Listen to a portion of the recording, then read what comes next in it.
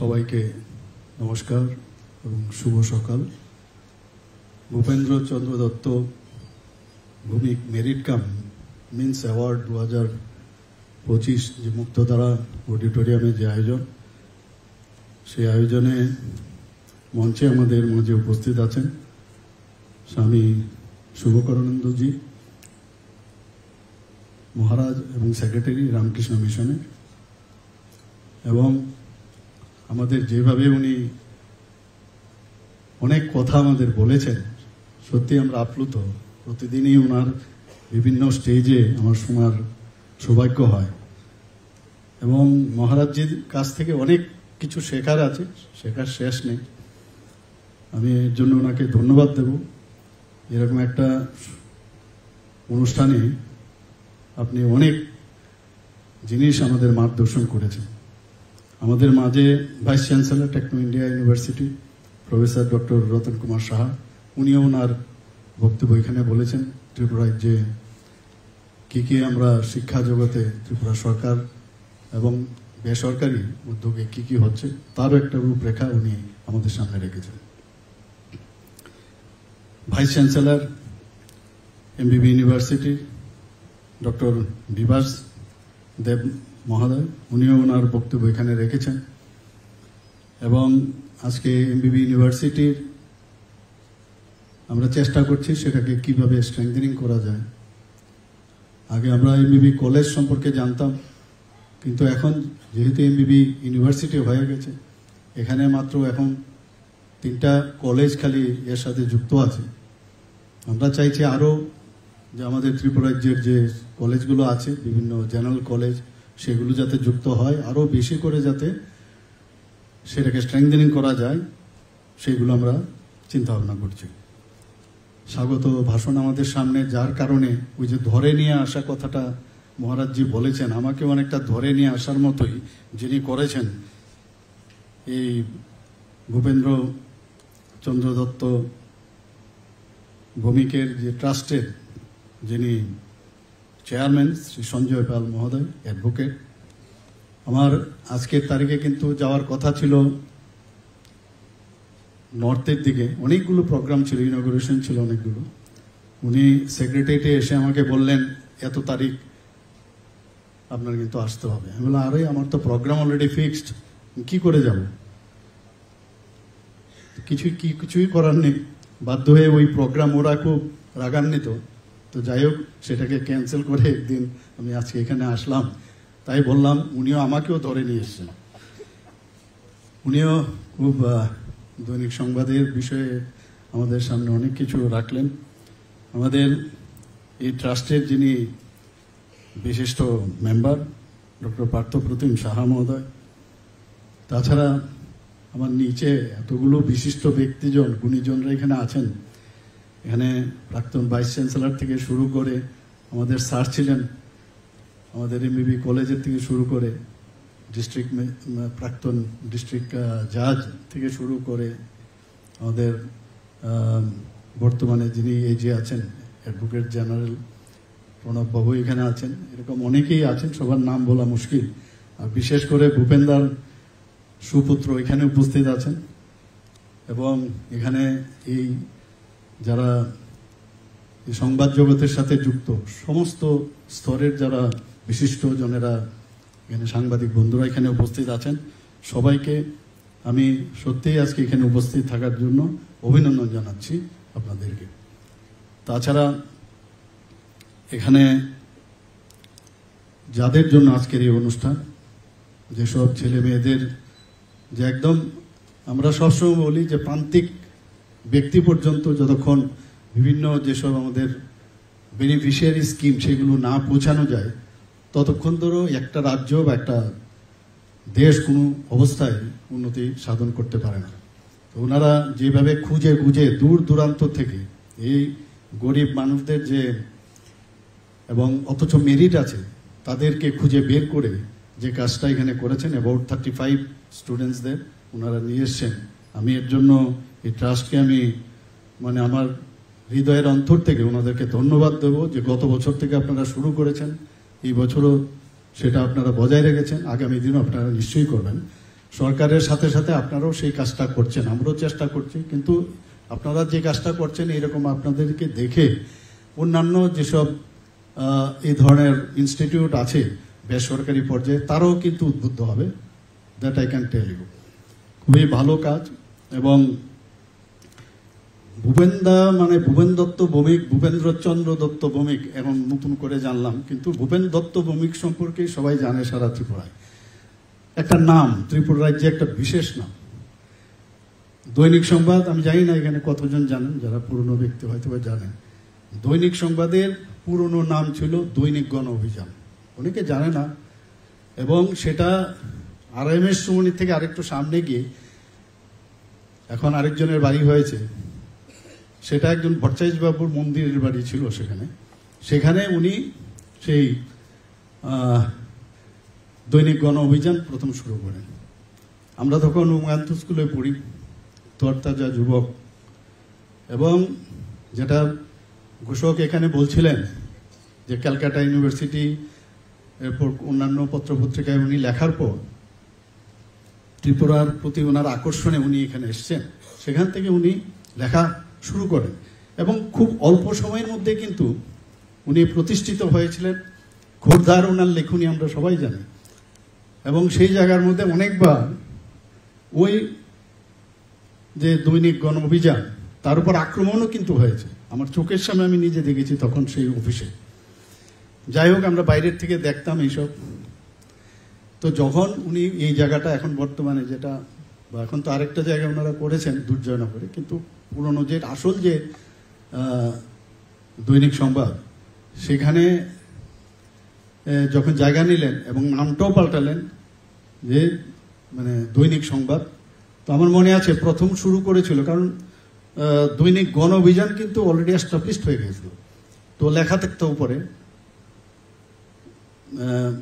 দৈনিক গণ অভিযানের পরবর্তী নাম দৈনিক সংবাদ। এইভাবে কিন্তু শুরু হতো, আস্তে আস্তে করে যখন ডাইলিউট হলো সেটা কেটে গেল সেখানে। তো আমরা বললাম, আর এটা কি করলো, দৈনিক সংবাদ আগেরটা তো ভালো ছিল, এখন কি কারণে করেছে আমার জানা নেই। এবং এত এস্টাবলিশড হলো, জাগরণ ছিল সবচেয়ে পুরনো ত্রিপুরাতে, if I am not wrong. সেই জায়গায় উনি যেভাবে ওভার পাওয়ার্ড হয়ে ওনার নিজের ব্যক্তিগত যে লেখনীর যে শক্তি, তার কারণে সেটা সম্ভব হয়েছিল। আমার ব্যক্তিগতভাবে ওনার সাথে খুবই পরিচয় ছিল, ইয়াং ম্যান, প্রোঅ্যাক্টিভ সবসময় ছিলাম। আমাদের প্রি মেডিকেলের আন্দোলনের সময় ওনার এখানে যেতাম। তো এইভাবে চলতো। যাই হোক, তো একটা আস্থার বিষয় ছিল, কারণ গভর্নমেন্ট একটা বিরাট একটা জায়গা যেখান থেকে অনেক সময় দেখা যায়, বা যারা সমাজের খুব শক্তিশালী ব্যক্তি তারা এমন সব জিনিস অনেক সময় করে যেগুলো তাদের বিরুদ্ধাচরণ বা বিরুদ্ধে কথা বলা একটা বিশেষ শক্তি না থাকলে সেটা সম্ভব নয়। সেই মানসিক শক্তি ওনার মধ্যে ছিল। দৈহিক শক্তির আনইম্পর্টেন্ট, আমি অনেক জায়গায় বলি মাসল দিয়ে কিছু কাজ হবে না, সেই কাজটা উনি করতেন। এবং বহু লোক যখন অসহায় অবস্থায় থাকতো, দেখতো যে সরকারের বিরুদ্ধে গিয়ে আমার লাভ হবে না, কিছু করার মতো অবস্থা থাকবে না, তখন সব মানুষ একটা আস্থা খুঁজে, একটা বিশ্বাসের জায়গা খুঁজে, যে ভূপেন্দার এখানে গেলে আমার কথাটা যদি আমি বলি, আর উনি কিন্তু এক পলকে বুঝে যায় যে এটা রাইট অর রং। তো সেই জায়গায় দাঁড়িয়ে যখন অ্যাটলিস্ট যে পত্রিকার পাতায়, তখন হয়তো বা কম পাতা ছিল, আমার মনে নেই, এখন তো প্রায় 12 পাতার কথা বলছেন, তার থেকেও বেশি।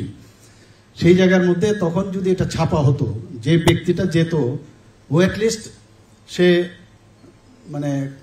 স্যাটিসফাই হতো যে আমি যে কথাটা আমি বলতে পারছি না, সমস্ত মানুষের কাছে নিয়ে যেতে পারছি না, ওনার মাধ্যমে। আর ওনার তো লেখার আপনারা সবাই জানেন, এত সুন্দরভাবে সেটাকে পরিবেশনা করতেন। তো এর মধ্যে যে একটা স্যাটিসফ্যাকশন, সেটা প্রতিটি ব্যক্তি ত্রিপুরাতে ছিল। এবং আমরা দেখেছি যে ভূপেন্দা বহু সহজ সরল মানুষ ছিল, এবং সবসময় যারা অসহায় ব্যক্তি এবং যাদের কোনো রিয়েলি সাফারিংস পিপল, এইভাবে না রোগ আক্রান্ত ব্যক্তির কথা বলছি না, বিভিন্নভাবে যারা সাফারিং, তাদের কথা কিভাবে সমাজের কাছে নিয়ে যাওয়া যায়। এবং আমি নিজেও দেখেছি বিভিন্ন বিষয়ে আমি যখন বুঝাতে পেরেছি যে এই হচ্ছে কি করে হবে, আমি দেখছি ফোন করলো যে এটা কেন হচ্ছে। তো ভূপেন্দার একটা ফোন গেছে মানে এটা সাংঘাতিক বিষয়।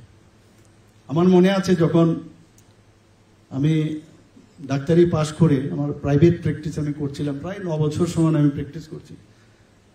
তো আমি ওখানে যখন আমার অ্যাসোসিয়েশনের সময়ে যখন বিভিন্ন সময় আমি যেতাম ওনার কাছে, তো চাকরি বেরোলো, অনেকগুলো চাকরি আমাদের আন্দোলনে, তখন আন্দোলনই বলবো আমি, আন্দোলন করে করে আমাদের চাকরি বেরিয়েছে। তো আমি কিন্তু চাকরিতে জয়েন করিনি। তো কিন্তু আমার উপর এত প্রেশার আমার ডাক্তারবাবুদের যে আপনার চাকরিতে জয়েন করতে হবে, কারণ you are secretary for a long time, আপনি যদি সেক্রেটারি হন তাহলে আমাদের পক্ষেও সুবিধা হবে।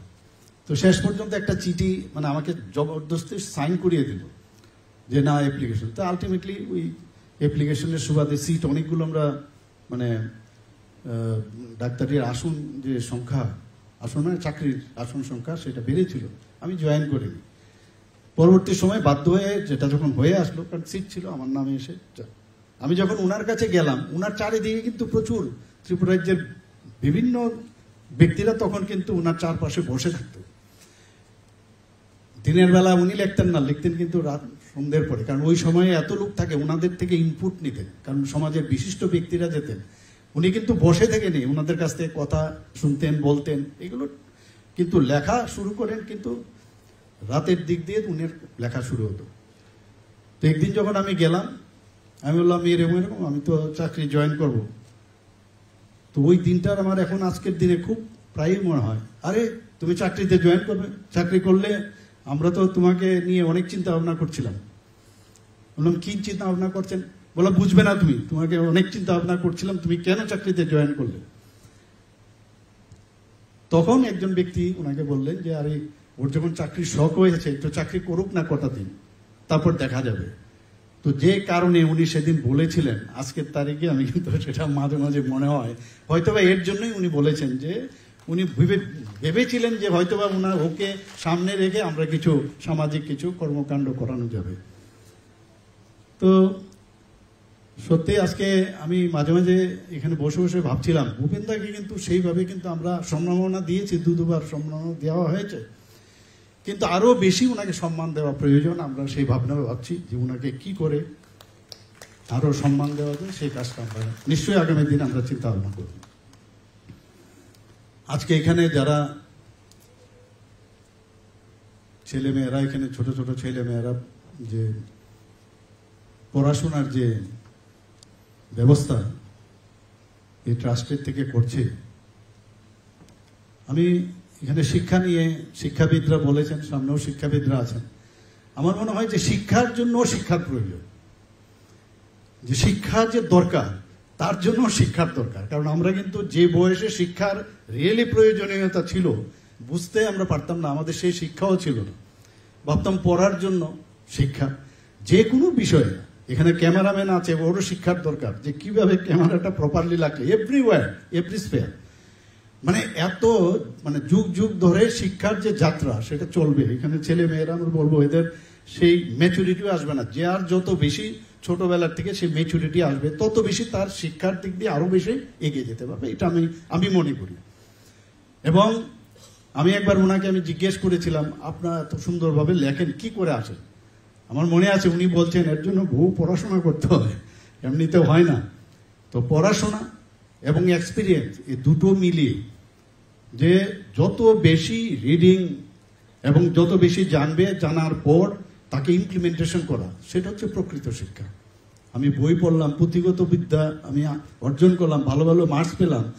আমাদের লাইফে বহু লোক আছে যারা আমাদের সময়ে ফার্স্ট সেকেন্ড থার্ড এরকম হয়েছে, কিন্তু ওদেরকে কিন্তু আমি সমাজ জীবন আমি দেখতে পাই না, ওদেরকে হারিয়ে যায়। তো এই যে লাভ হয় না। যারা ছোট ছোট ছেলে মেয়েরা আছে এদেরকে বলবো তোমার বুঝতে হবে যে আমি কিন্তু আজকে প্রতিদিন আমরা দেখছি, আজকে প্রতিটা সেকেন্ডে নতুন নতুন মানে শিশু জন্ম নিচ্ছে, এবং গড কিন্তু তাকে পাঠাচ্ছে কিছু একটা পারপাসের জন্য। আমরা কিন্তু ভুলে যাই, আমরা ভাবছি আমরা কিন্তু প্রতিদিন লক্ষ লক্ষ কোটি কোটি মানুষ জন্ম নিচ্ছে এই পৃথিবীতে এবং একটা পারপাসের জন্য পাঠাচ্ছে। পারপাসটা যে যত তাড়াতাড়ি আগে বুঝতে পারবে তত বেশি এই সমাজের মঙ্গল, আদারওয়াইজ নট। পরবর্তী সময় আমরা অনেক লেটে, এখন বিভিন্ন যেসব বিভিন্ন ডাইমেনশনালের অনেক পড়াশোনা করতে হয়, অনেক বিষয়ে জানতে হয়, তখন বুঝি যে আরে এগুলো তো আরও আগে জানলে ভালো ছিল, এখন কেন জানি না, এখন কেন জানছি।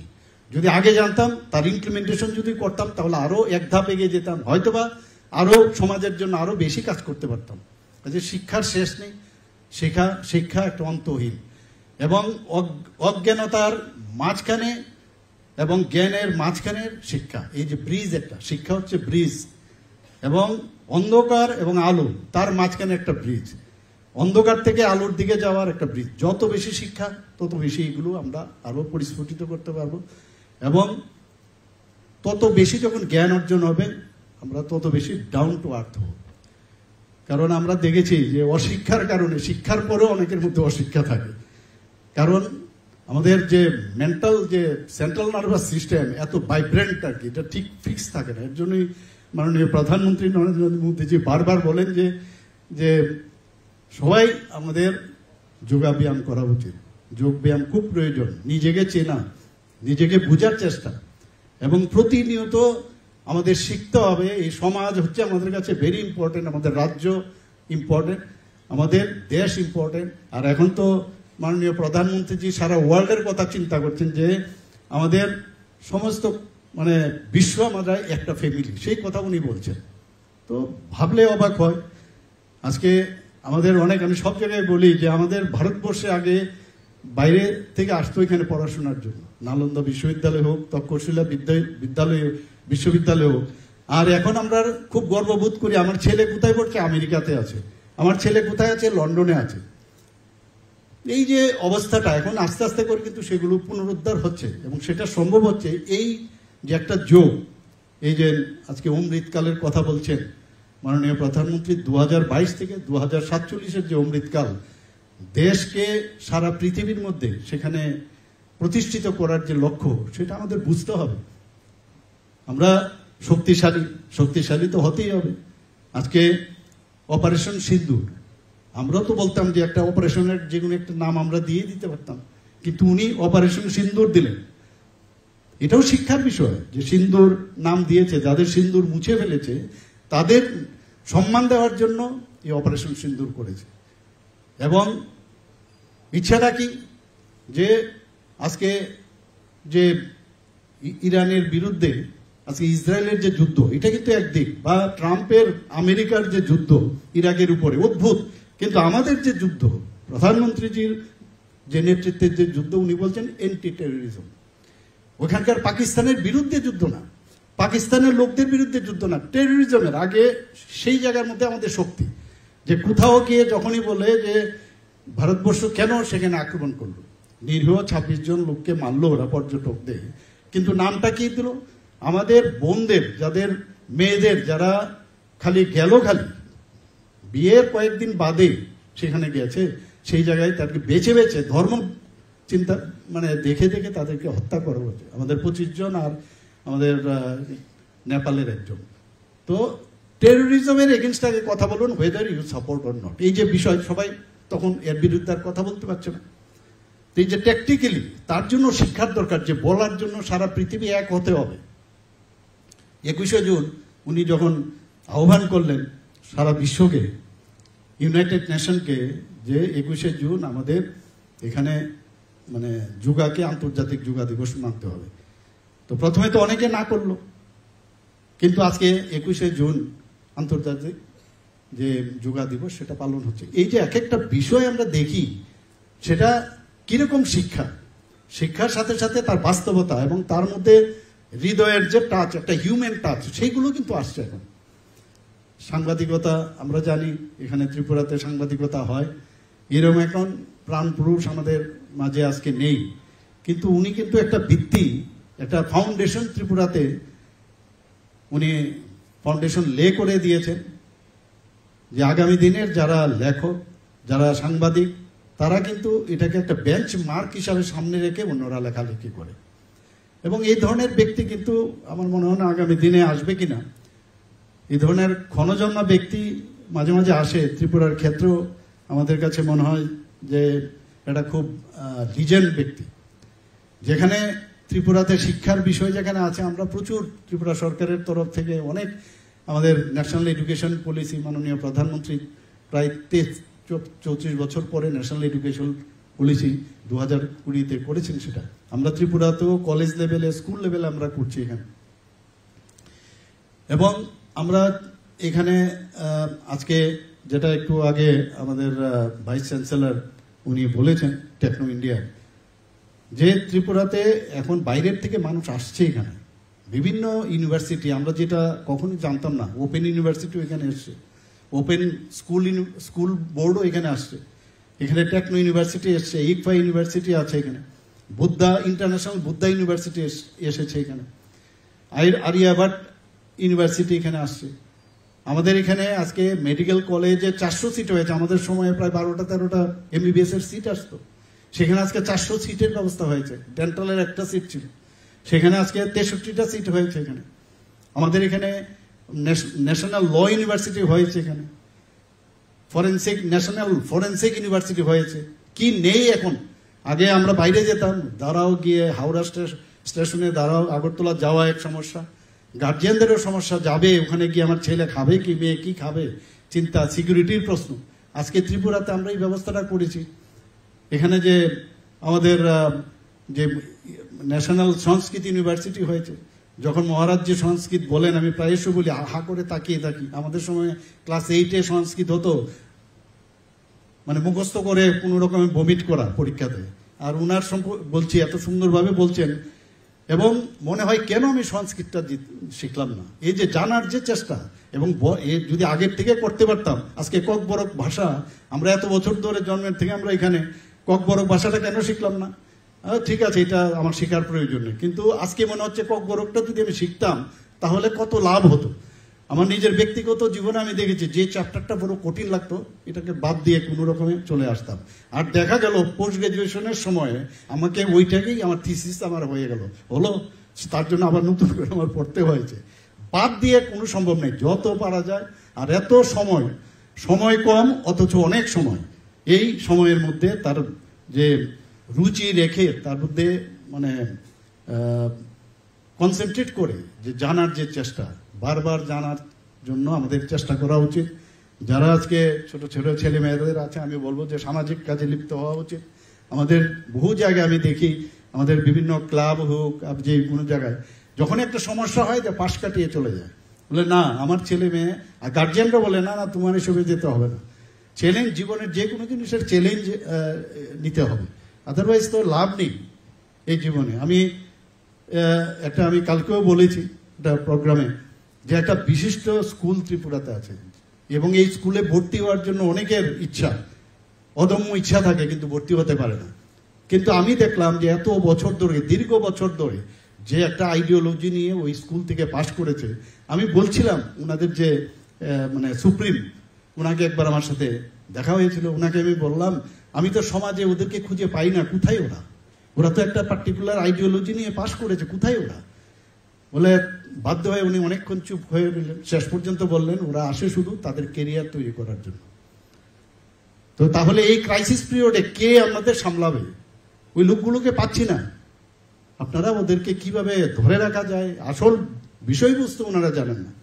আমি আজকে সত্যি আনন্দিত। আমার যদিও একটা প্রোগ্রাম নর্থে যাওয়ার কথা ছিল, সেখানে আমি যেতে পারিনি, ধলাই ডিস্ট্রিক্টে। তো তবুও আমার মনে হয় যে শিক্ষা আমি আজকে এখানে পেলাম, তার জন্য ওইটা কিন্তু আফসোসটা আমার মিটে গেছে। সবাইকে অসংখ্য ধন্যবাদ জানিয়ে নমস্কার, ধন্যবাদ, জয় হিন্দ।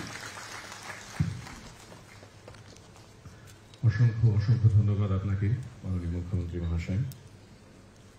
এবারে মাননীয় মুখ্যমন্ত্রী মহাশয়ের অনুমতি নিয়ে আমরা একে একে মেরিট কাম মিন্স অ্যাওয়ার্ড তুলে দেব। আমি প্রথমেই অনুরোধ করব মঞ্চে শিলা সরকার মঞ্চে এসে দাঁড়াবে।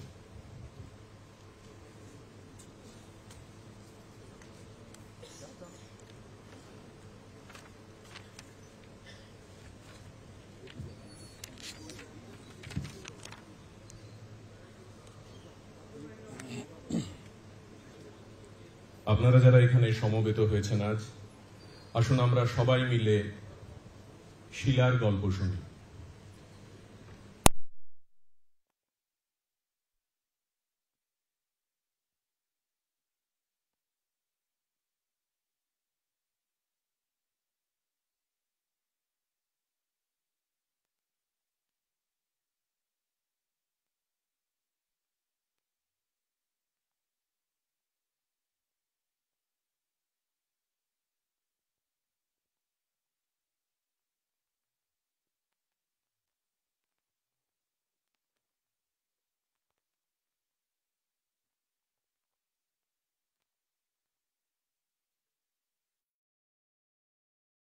এবছর ত্রিপুরা মধ্যশিক্ষা পর্ষদ পরিচালিত উচ্চ মাধ্যমিক পরীক্ষায় 95% নম্বর পেয়েছে শিলা। শিলার গল্পটা অন্য আর 5 জনের মতো নয়। আমি বলেছি আপনাদের 1 মাস বয়সে তার বাবা শিবু সরকার তিনি প্রয়াত হয়েছিলেন। এরপর থেকে শুরু হয় এক অসীম লড়াই। মানুষের বাড়িতে কাজ করে, দিনমজুরি করে, কখনো রেগার কাজ করে সংসার প্রতিপালন করেছেন তার মা শুক্লা দেবী।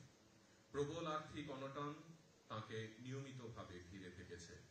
এভাবেই চলতে চলতে শিলা যখন 9ম শ্রেণীতে, তখন হঠাৎ করেই তার মায়ের মৃত্যু। পিতৃমাতৃহীন শিলা তখন অতল সমুদ্রে এবং কি করবে কিছুই ভেবে পাচ্ছে না। এরকম সময় তার জেঠুমণি শিলাকে বুকে টেনে নেয়। জেঠু জেঠিমার 3 সন্তানের সাথে শিলাও আশ্রয় নেয় জেঠুর পরিবারে। মায়ের মৃত্যুর শোক কাটিয়ে শিলা মাধ্যমিকে কোনো গৃহশিক্ষক ছাড়াই প্রায় 75% নম্বর পেয়েছিল। আমাদের আজকের এই অনুষ্ঠানে আপনারা যে শিলাকে দেখছেন, সে আগামী দিনে বড় হয়ে অধ্যাপনা করতে চায়। তার শখ ছিল বিজ্ঞান নিয়ে পড়াশোনা করার, কিন্তু সেটা হয়নি। এখন বিলোনিয়া কলেজে ইংরেজি অনার্স নিয়ে ভর্তি হয়েছে শিলা। আমাদের আজকের এই 35 জনের মেধা তালিকায় আমরা মনে করছি শিলা প্রথম।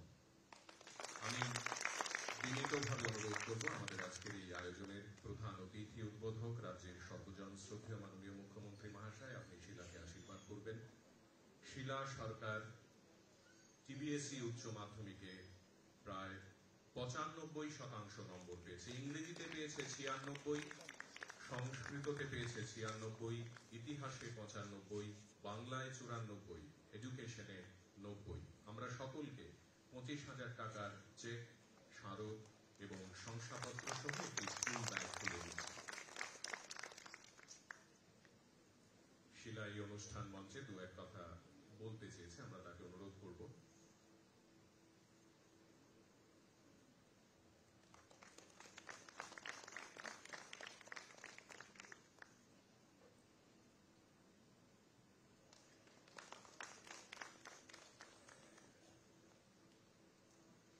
তুমি কিছু বলবে? নমস্কার।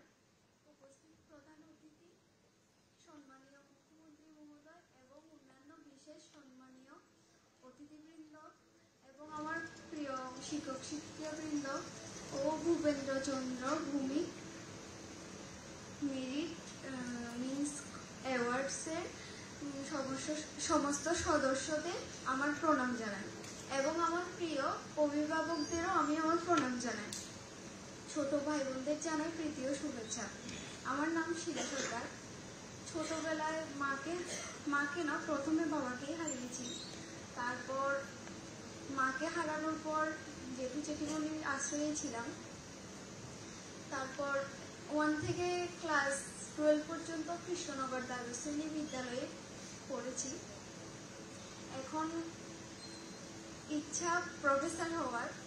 তো আমি স্যারকে সবাইকে বলবো যে আশীর্বাদ করার জন্য, যাতে আমি নিজের বাইরে দাঁড়াতে পারি। জীবনে অনেক পরিস্থিতি ছিল, এগুলিকে ফেস করা খুব কষ্টের ব্যাপার। আর কিছু বলবো না। নমস্কার। অনেক ধন্যবাদ তোমাকে।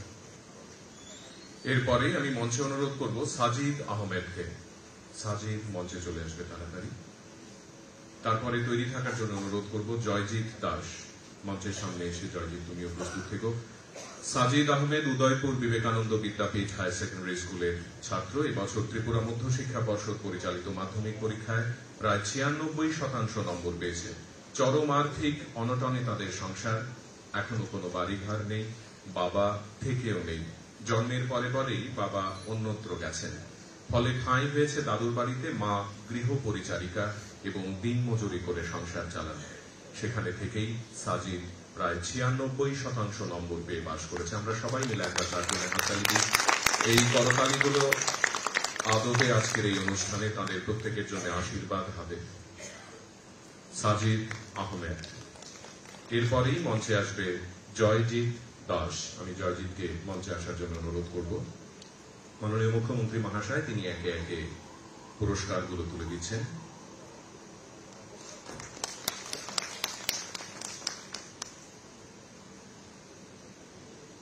জয়জিৎ দাস উদয়পুর জওহর নবোদয় বিদ্যালয়ের ছাত্র।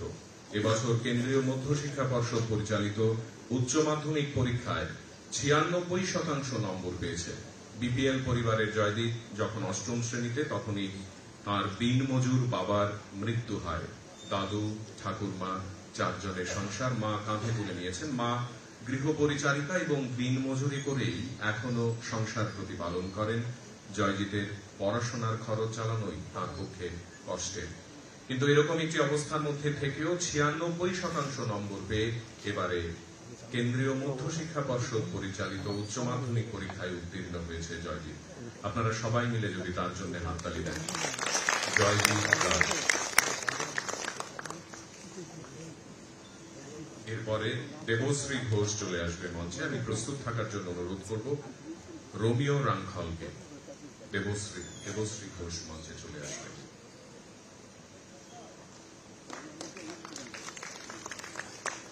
কৈলাসহর ভগিনী নিবেদিতা গার্লস হায়ার সেকেন্ডারি স্কুলের ছাত্রী দেবশ্রী বছর কেন্দ্রীয় মধ্যশিক্ষা পর্ষদ পরিচালিত মাধ্যমিক পরীক্ষায় 71% নম্বর নিয়ে পাশ করেছে। দেবশ্রীর এই সাফল্যের গল্পটা আর 5 জনের মতো নয়, একটু অন্যরকম। দেবশ্রীর মা যখন 4 মাসের অন্তঃসত্ত্বা, তখনই তার বাবা মাকে ছেড়ে অন্য জায়গায় নতুন করে সংসার পাতেন। এরপর থেকে দেবশ্রীর মায়ের শুরু হয় এক কঠিনতম লড়াই। আশ্রয় নিলেন বাবার বাড়িতে। দেবশ্রী যখন 1 মাস বয়স, তখন তাকে কোলে নিয়ে তার মা গিয়েছিলেন বাবার কাছে। বাবা দেবশ্রী ওনার মেয়ে নন বলে অস্বীকার করেন। ততদিনে দেবশ্রীর দাদুও গত হয়েছেন। দাদুর বাড়ির এক কোনায় ঠাঁই নিলেন মা। মামারা থাকলেও তাদের অবস্থা ততটা সচ্ছল নয়। এর মধ্যেই দেবশ্রীর দিদাও এসে যুক্ত হলেন। এরপর থেকে শুরু হলো দেবশ্রীর মায়ের এক অন্তহীন পথ চলার স্বপ্ন দেখা। ভোর থেকে রাত পর্যন্ত 2 হাতে চায়ের ক্যান নিয়ে পথে চা বিক্রি করেন দেবশ্রীর মা। চা বিক্রি করে 3 জনের সংসার প্রতিপালন করেন। পরিবারের সীমাহীন আর্থিক অনটন। এই পরিস্থিতিতে এক অদম্য ইচ্ছা শক্তি নিয়ে দেবশ্রী এবছর মাধ্যমিক পরীক্ষায় 71% নম্বর নিয়ে পাশ করেছে। আমরা সবাই মিলে তাকে ভালোবাসা জানাবো, আমাদের আশীর্বাদ জানাবো। রাজ্যের মাননীয় মুখ্যমন্ত্রী মহাশয় তিনি তাকে শ্রদ্ধা জ্ঞাপন করছেন, ভালোবাসা অর্পণ করছেন। এরপরে রোমিও রাংখল, আমাদের যে ক্যাটাগরি আজকের এই অ্যাওয়ার্ড সেরেমনির, সেখানে বিশেষভাবে সক্ষম বলে একটি ক্যাটাগরি রয়েছে, তাতে রোমিও রাংখল পুরস্কৃত হবে। রোমিওর লড়াকু বাবা, তার মা এবং পরিবারের স্বজনেরা তারা এখানে রয়েছেন। কমলাছড়া হাই স্কুলের ছাত্র রোমিও রাংখল এবছর ত্রিপুরা মধ্যশিক্ষা পর্ষদ পরিচালিত মাধ্যমিক পরীক্ষায় দুর্দান্ত নম্বর পেয়েছে। রোমিওর একাধিক শারীরিক প্রতিবন্ধকতা, হাতে লিখতে পারে না ভালো করে, পা দিয়ে লিখে এবছর মাধ্যমিক পাশ করেছে। কোন শারীরিক প্রতিবন্ধকতায় তার অদম্য ইচ্ছাকে দমিয়ে রাখতে পারেনি। অন্যের সাহায্য ছাড়া চলতে পারে না সে। বাড়ি আমবাসার ডুলুবাড়ি কমলাছড়া বেতবাগান অঞ্চলে, বাবা অটো চালক। আমরা সবাই মিলে আরেকবার তার জন্য হাততালি দিই। রোমিও রাংখল আমাদের আজকের এই অনুষ্ঠান মঞ্চের আরেক নায়ক। একে একে শিলা, সাজেদ, জয়জিৎ, দেবশ্রী তাদেরকে ভালোবাসা অর্পণ করার পর এবার রাজ্যের মাননীয় মুখ্যমন্ত্রী মহাশয় তিনি রোমিওকে আশীর্বাদ করছেন। 25,000 টাকার চেক, স্মারক ও শংসাপত্র এবং একটি স্কুল ব্যাগ।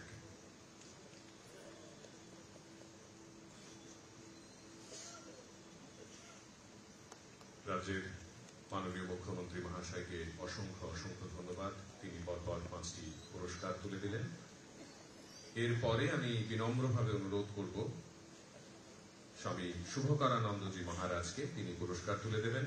জয়দীপ রুদ্রপাল, জয়দীপ মঞ্চে আসার জন্য অনুরোধ করব। জয়দীপ রুদ্রপাল মঞ্চে আসবেন। রাজধানীর কামিনী কুমার স্কুল থেকে